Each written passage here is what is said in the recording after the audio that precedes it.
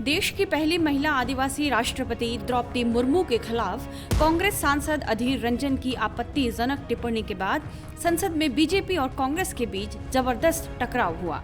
केंद्रीय मंत्री स्मृति ईरानी ने जहां सोनिया गांधी से माफी की मांग की, वहीं कांग्रेस के सांसद भी जमकर हंगामा कर रहे थे।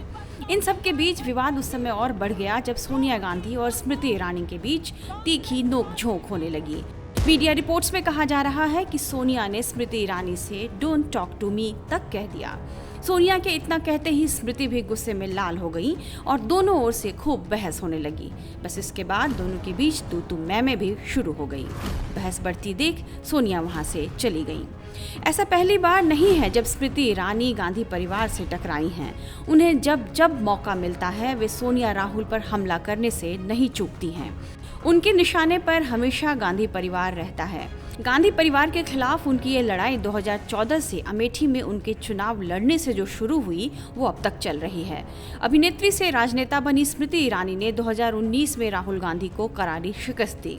स्मृति ने यहाँ की लड़ाई को अमेठी के सम्मान की लड़ाई बना दी। जिस सीट से राहुल गांधी के माता पिता सोनिया गांधी और राजीव गांधी चुनाव लड़े और जीते भी, जिस सीट से राहुल गांधी 15 सालों तक सांसद रहे, वहाँ स्मृति ईरानी ने उन्हें पटखनी दी और राहुल गांधी को शर्मनाक नतीजों का सामना करना पड़ा।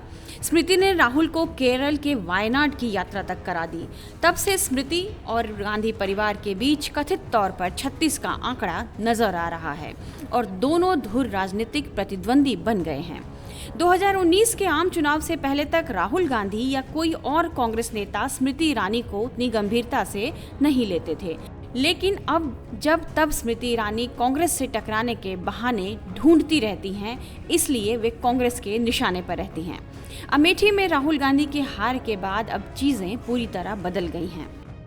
जानकार कहते हैं कि कांग्रेस का कोई भी नेता चाहे जो बयान दे, स्मृति अपनी लड़ाई को धार देने के लिए हमेशा सोनिया राहुल के लीडरशिप पर सवाल उठाती रहती हैं। इसके लिए वे आक्रामक मुद्रा बनाए रखती हैं ताकि संदेश साफ तौर पर यह जाए कि गांधी परिवार से तो अकेले स्मृति ईरानी ही टकरा सकती हैं, पूरे बीजेपी को उन पर प्रहार करने की जरूरत नहीं। अमेठी से राहुल गांधी को हराकर स्मृति ने कांग्रेस की कमजोर नस पकड़ ली है। वे भ्रष्टाचार के मामलों पर चुन चुन कर गांधी परिवार पर हमले करती हैं, जिसके मुकाबले में कांग्रेस को सफाई देनी पड़ती है। वहीं कांग्रेस भी स्मृति ईरानी पर कोई भी पलटवार करने का मौका नहीं छोड़ती, लेकिन स्मृति की आक्रामकता के आगे उनके आरोप फीके पड़ जाते हैं।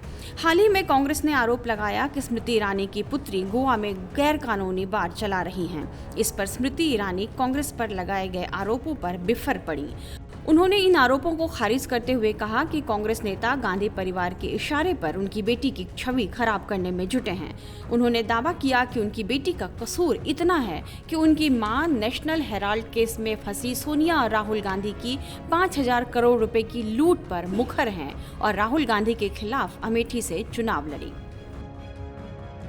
दुश्मनी जमकर करो, लेकिन ये गुंजाइश रहे कि जब कभी हम दोस्त हो जाएं तो शर्मिंदा न हो। मशहूर शायर बशीर बद्र ने शायद ऐसे ही मौकों के मद्देनजर हमें आगाह किया, लेकिन लगता है कि स्मृति ईरानी और गांधी परिवार के बीच की जो दूरी है वो बढ़ती ही जा रही है। टाइम्स नाउ नवभारत डिजिटल की रिपोर्ट।